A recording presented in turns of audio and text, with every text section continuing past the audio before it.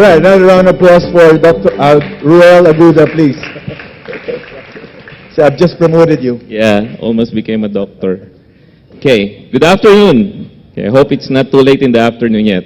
So when I was asked to present here, and it was with Scott, I had the pleasure of working with Scott before in my previous company, and I can tell you firsthand how a culture of innovation can propel a company to dominate their market, their industry.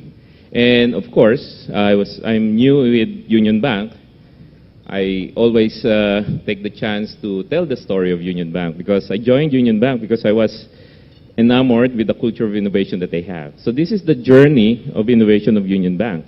It's not going to be about technology, not only about technology, but it's a lot about people and culture. So a bit of a background, as you've seen, I've worked with the telcos for most of my career. And I left the telco industry, so I'm a recovering telco executive. I left the telco industry last year, and I've been spending a lot of time in LA. And story goes, 1 October, I got a call from Tito Ortiz, our chairman, and I was lucky enough to have this session with him. And this is the chairman of a bank, and I was thinking to myself, what is it that we're going to talk about when it comes to digital transformation? And he went on with blockchain, fintech, Six Sigma, straight-through processing, and that's not a normal conversation you would have with a bank executive, much less one who runs a bank. And that conversation led to an engagement where I was supposed to present digital transformation plan for Union Bank. And subsequent to that presentation, I met Michelle, our chief HR head, and Edwin, our president, and they were raving about the culture of Union Bank. And it was refreshing to me to hear that they're moving into digital transformation, not on the heels of losing market share, not on the heels of the company having bad business results. On the contrary, they were having a fantastic year, and they're climbing up in the market that they're in. So this is the first company that I've experienced where digital transformation comes at the heels of a successful year, where they want to invest the successes that they've had to move them forward, to propel them to the next level. So I've done some consulting after I left the telco industry, and for lack of any better term, I called it digital transformation consulting. And normally, this is what I present to my clients. Innovation is about culture, structure, and strategy. Strategy is about your vision, where you want to go. Structure is basically your authority structure. And, you know, I can speak hours about authority structure because sometimes heavy-weighted, overbearing governance can kill innovation. And then there's culture. So my story today is about culture, the culture of innovation that I've had the pleasure of experiencing with Union Bank. In Union Bank, it's about our DNA. So I will speak as if I'm now totally a part of Union Bank because I am.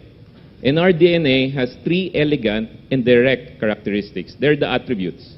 It's about integrity. We deliver what we commit and what we say. In Union Bank, not a lot of people are late for their meetings because they honor the time of other people as well. So it's about integrity. It's about magis. Some of you from a certain school would know magis. But we added magis. We added an attribute to magis. Magis is do better, go further, and be greater. That's what magis is for Union Bank. And that drives us to innovation, to dare to do different things.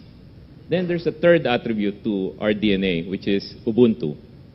Not the OS, but Ubuntu is for some of you who's heard this, basically this is a South African word that says, you are because you belong to a community. You are because you're part of a community. In Tagalog, it's pakikisama. So, the culture started long before, I guess, I've encountered Union Bank. They've started this culture of innovation by re-examining how they work with one another. When you go into our offices, you'll see a lot of people congregating, talking, and it's a very young workforce as well. I think our average age is about in the early to mid-30s. So it's a young workforce. We've been changing our workplaces. So we don't have a standard workplace yet, but this is one of those emerging experiments that we've seen. This is the digital bank that we have. We have like a Google feel, a startup feel. In fact, we want to create some garages in our offices as well. And we love to tell stories. So the bank, one of the things that really fascinated me with the bank was almost every one of our employees have gone through a storytelling session. We have about 60 storytellers in our organization that train other people to tell their stories. To date, there's about 2,000 stories submitted to our HR. Stories about their dreams, stories about other people's dreams, stories about other people making other people's dreams, stories about our DNA. And the clip here shows our chairman, and he's done 50 storytelling sessions from the mailroom to several branches outside of Metro Manila to several of our offices. And what happens is our HR would pick a nice story with the theme that I've discussed earlier, and they surprise the person who submitted the story by doing a story reading together with the chairman. So you'd go down there, the person tells a story, and our chairman awards a citation. And this is fantastic. The first time I experienced this, it was in the mailroom, and I had goosebumps. Consistent with our storytelling tradition, we also changed the way we govern our processes and how we make decisions. This is the tomato soup story. So I had to ask permission from our chairman this morning for me to tell the tomato soup story. And this is the best story I've ever heard that captures the essence of value-based governance. So the story goes, our chairman was on a holiday in London with his wife and two of his kids. It was late. They wanted hot tomato soup. And everybody knows hot tomato soup, like what was served earlier. It's very good, very filling. But it was late. So they ordered a bowl of tomato soup. The youngest son was not quick to take his part of the tomato soup. So he ran out of tomato soup. Our chairman panicked because his youngest son was a bit upset. He ran out of tomato soup. So our chairman called the waiter, "Waiter, can I order another tomato soup?" The waiter said, "No, Mr. Chairman." "No, sir. The kitchen is closed." And then the chairman said, "But I have a problem. My son wants tomato soup." So the waiter, having empathy for the customer, asked the chairman, "If you would indulge me, please come to the kitchen." They went to the kitchen, and they talked to the chef. The chairman talked to the chef. "Chef, please, my son wants tomato soup." And the chef said, "Sorry, sir, kitchen is closed." But taking empathy again for the situation of our chairman, "If you hand out your bowl, I'll pour to you the remaining soup under the pot," which apparently is the nicest, richest part of the tomato soup. So he poured the tomato soup on his bowl. The chairman left the kitchen, gave the tomato soup to his son. At the end of the dinner, our chairman saw that the bill lacked one tomato soup in the bill. So called the attention of the waiter, "Mr. Waiter, you didn't charge us for the fourth tomato soup." And the waiter said, "Sorry, sir, we cannot charge you because the kitchen is closed and the cashier wouldn't charge you anymore." And the chairman was amazed. As he walked out of the restaurant, he thought, wow, if this was rigid governance, the waiter would have been fired because the kitchen was closed. The chef would have been fired because he poured the remaining soup under the pot, and the cashier would have been fired because they lost just one sale because of not charging the extra tomato soup. And the chairman thought to himself, but instead of the restaurant losing 3 employees, the restaurant gained a loyal set of customers. And the story goes, every year that our chairman goes to London, they'd go for hot tomato soup in that restaurant. So the lesson there is, what do you gain with rigid governance if it's at the expense of customer delight? That is something that resounds well in Union Bank. So all this cultural change, all this culture of innovation, challenging convention, has resulted in several landmark changes in Union Bank. Union Bank was the first to move from mainframe to an open systems platform for their core banking system. When people were saying, no, you're headed for disaster if you do that. That was several years back. Now, we're playing with Raspberry Pis. So they went from mainframes to now Raspberry Pi. Why is Raspberry Pi important? Because our president, Edwin Bautista himself, said, if a child can program a Raspberry Pi to run a robot, each of our executives should be able to learn how to program a Raspberry Pi-driven robot. So everybody now in the office is scrambling to learn Python. In fact, we won't do Trustfall, Amoeba, or the usual team dynamics in executive planning sessions. What we'll do is we'll divide our executives and we will have a BattleBot program where each one would on the spot create their own robot, and we will try to make them fight to the end. Have you heard of a bank where the bank executives would start programming such a thing? And they were able to launch the Ion card. The Ion card, not a lot of people knows this, but I also found out of late. Freelancer.com, internet workers who get paid over the internet, use a lot of our Ion cards. We're the biggest provider for the internet workers because it's very convenient. And we're the biggest global partner of PayPal here in the Philippines. That's a product that came out of a culture of innovation. We're also one of the biggest platforms that allows for government payments.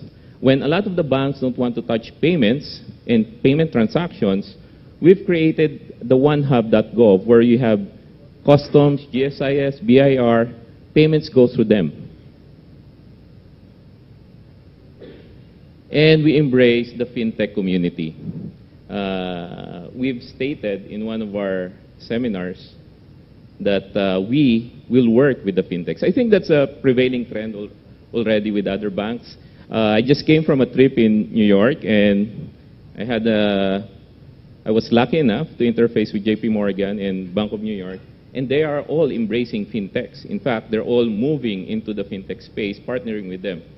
They have in-residence programs where they encourage their employees to create their own startups in the fintech area. And we're doing that in Union Bank as well. And this is fantastic. August was a month where we held 2 hackathons. One in Cebu, participated in by 300 programmers, 30 teams. We exposed our APIs to them, banking APIs, where you could do fund transfer, bank inquiry, and we awarded the winner that created an Uber for teachers. That was in Cebu. 2 weeks later, we did another hackathon in Manila, here at one of the large malls. And we had 600 programmers participating, 60 programming teams put together apps. And one of the winners, one of the apps that won, created an app that allows you to chat with an application using our APIs, where you can talk to an app and the app will respond to you with your account balance. Where if you tell Siri, it's like Siri, transfer the fund, it will transfer the fund. Of course, all that done in our sandbox, not yet commercially available. But they did that all in 48 hours. And I must acknowledge one of our partners, IBM, because IBM also responded quickly with us. We gave them only 2 weeks to prepare an API platform. They prepared an API platform for us. That's our president, Edwin. I think he's trying to create a new computer with some of the guys who participated in the hackathon. And we're not stopping there. By November, we will have a 3-day hackathon where we will now invite our employees in our company to hack a process, create their own startup, or just build new ideas on top of the APIs that we build. We're partnering, hopefully, with this one with, again, IBM and Salesforce.com. We monitored our API. So this is the platform. If you notice the numbers there, so just to show you that APIs were actually used, 34 programming teams use our APIs. Close to 5,000 API calls were made in 1 day.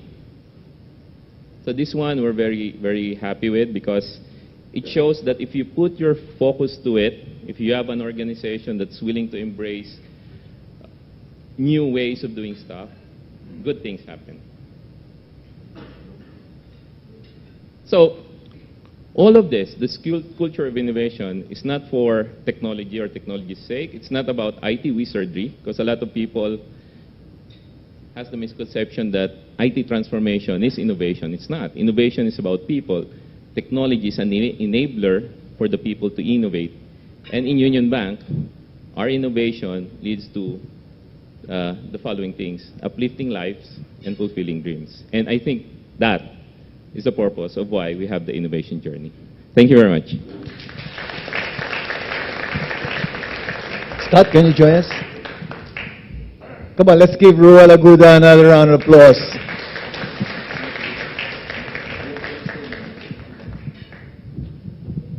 All right, who would like to start off with a question? Anybody? Looks like you are in a low bat mood, huh? All right, so meanwhile, Scott, can you give us some remarks about the presentation of Rhoel? It made me hungry. So I turned out, it made me hungry for tomato soup. So beyond making me hungry for tomato soup, there were the three things that I wrote down during the presentation. This governance thing is a big deal. You can, without a doubt, crush the innovation spirit by having too much governance. One of the metaphors that one of my clients in Singapore used, which I think is a great one, is imagine that a bird is flown into your hand and you don't want to lose that bird. Well, what are your options? If you hold it too loosely, the bird flies away. Too much chaos actually does not help innovation. You get a lot of disconnected effort. So there needs to be some processes, parameters, etc. You hold the bird too tightly, that's not a good outcome. So just enough. That's, in our view, the key to governance. The second thing I wrote down was this emphasis on storytelling. I had not heard that before. I found it very uplifting. When we advise people inside organizations how to pitch ideas, of course, you got to get the head. There has to be facts and figures and all that. But that's not really what makes decisions in most cases. It's the heart and the feeling. And the ability to tell stories and get out the human connections from what you're doing is a very underdeveloped skill in almost every organization. And then the final thing I wrote down was experiences. The idea that we've got senior executives that are doing Raspberry Pi. It's similar to some of the DBS things we talked about before, or people firsthand learning what it takes to actually start something up.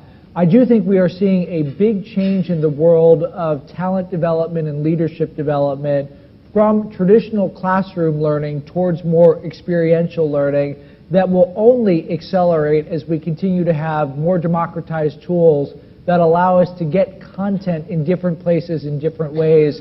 You throw gamification on top of it, and all of this will change substantially. So those of you in HR functions or talent development, listen really carefully to what Rhoel described and try to think about how you can build talent not by lectures, but by firsthand experience. Says someone who spoke to you for 3 hours today, but there you go. You had some chance to practice as well. I have a question for Rhoel.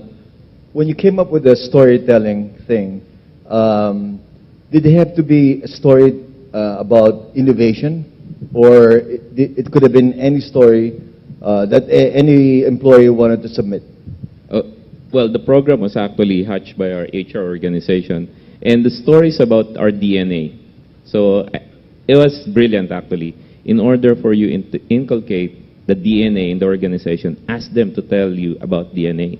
And in them telling the story and them submitting those stories, you crowdsource what is it that the organization think about your DNA. So you have to write about the DNA, about integrity, about magis, and about our innate desire to be part of a community, which is Ubuntu. In fact, in Union Bank, we call it Ubuntu Together. It's a word that we've coined to say that we're together as a company. Nobody gets left behind.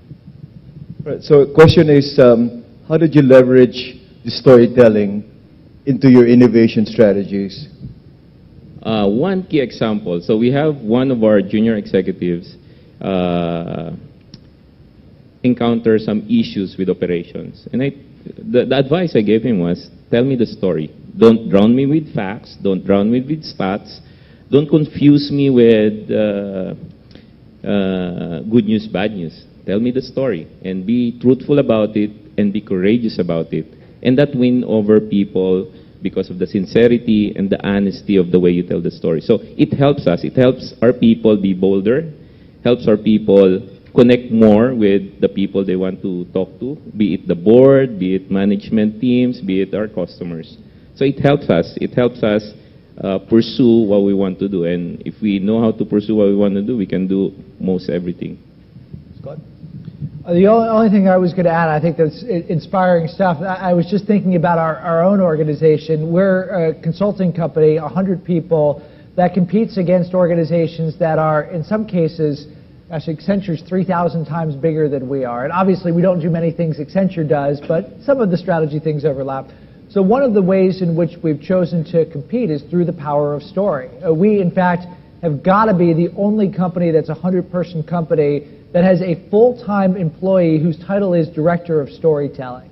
As one of the unique connections we have is we've got a privileged connection to the Harvard Business Publishing apparatus, and our clients, because we're working on innovation and growth activities, don't mind when we share their stories. So we view this as competitive advantage to be able to capture those stories, get key elements out of it, tell it to good groups like you, and sometimes it helps people go out and do things. Sometimes it leads people to say, I want to be the protagonist in the next one. So storytelling is an art that too few organizations invest in. You see two very different organizations that both see it as a powerful asset. Right. People just love human interest stories. So you can really get their attention when you're sharing human interest stories. So if you remember, earlier this morning, Scott was saying somebody who was a difficult person to pitch with brought him back to a incident or an experience and had him relive that particular situation, and so that he was able to step into that. So that, in a way, is storytelling, correct, Scott? I mean, so I think this is how I make the connection about how to use storytelling in innovation, how to use storytelling in just becoming a more influential person in your company. The only thing I would add is some of you have probably heard of the phrase customer journey, which is similar to some of the jobs to be done ideas we talked about. If you're from design thinking school, you'll talk about human factors and empathetic understanding and so on. But that's understanding the customer's story. What is she experiencing? When is she experiencing? Where is she getting frustrated? So all along the innovation journey, understanding things from the customer's perspective, convincing stakeholders to come along, getting people motivated behind it. As we built our own company, storytelling, again, has been a pillar of things inside the organization, because by repeating things, you help to inculcate a culture and a set of mindsets around things. And those of you who have seen our co-founder, Dr. Christensen, speak, he's a great theoretician, and he can go and run mathematical models behind what he does, but he tells stories. That's what he does. So not to go too crazy about it. There are other tools that need to be in your toolkit, but it is an underappreciated one to get empathy, to convince people to do things, to understand customers, and to really drive things forward. All right, I don't see any questions by text. One last chance for the audience. Any questions for Rhoel? Yes? All right, with that, we wrap up this case presentation. Let's give Rhoel another hand of applause.